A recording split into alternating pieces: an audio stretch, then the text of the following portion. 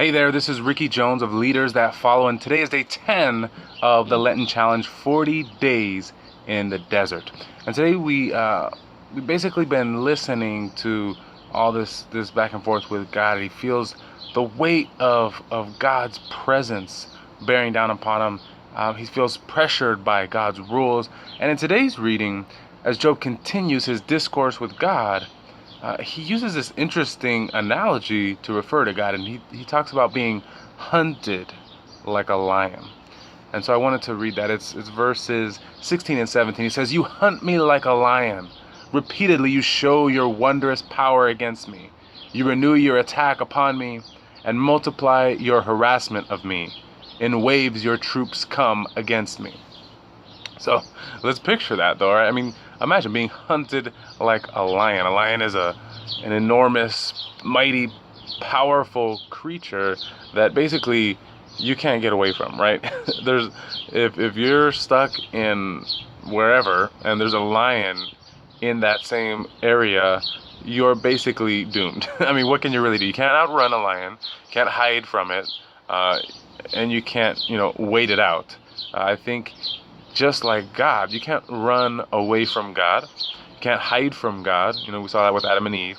And you can't wait for God to just go away. It's not going to happen, right? So we see that this example of a lion is actually a very good analogy. And we see many times in the Bible when people talk about seeing God or about coming face to face with God, they say, how can I see God and yet I'm still alive? Because to see God is to die.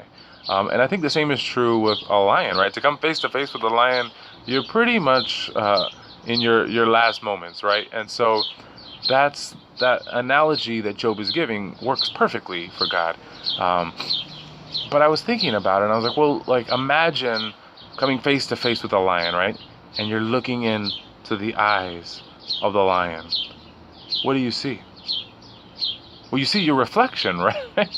Obviously, you see fear and death and all those things, but the fear that we have when we look into the eyes of God is actually fear of ourselves, fear of our own sin, fear of what God thinks of us, right?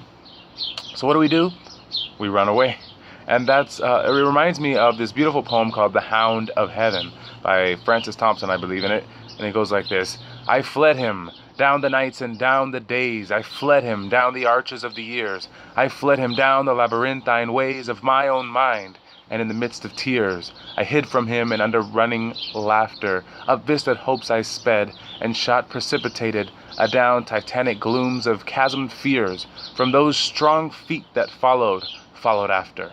But with unhurrying chase and unperturbed pace, deliberate speed, majestic instancy, they beat, and a voice beat, more instant than the feet.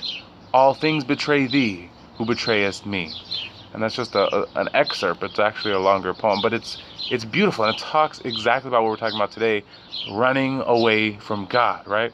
In this poem, it talks about how basically this person, this man, is running away from God for a bunch of different reasons. But basically it's about having to give up things, about having to face our fears, face ourselves, all of those things that prevent us from wanting to come to God. And so what do? We run away. We flee. And that's exactly what Job is talking about. He's talking about running away from God and the lion, getting hunted by a lion. He's being pursued by God.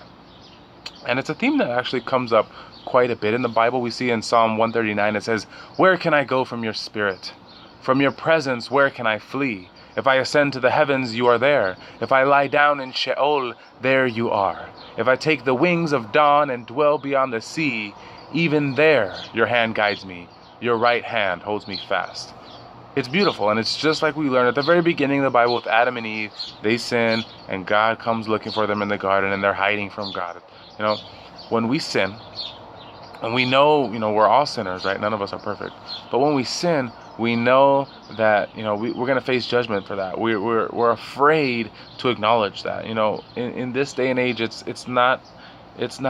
doesn't feel normal for us to say, yes, I know there's something wrong with me, or yes, I know I messed up, right? We don't want to acknowledge that. We don't want to acknowledge our faults or our failures. We want to just think that well, whatever I do is fine with me. I'm free to do that, and that's it. But that's what causes us to run away from God. And I think that's why people, especially in the Catholic Church, I think that's why people run away from God, because they don't want to face themselves. They don't want to face their sins.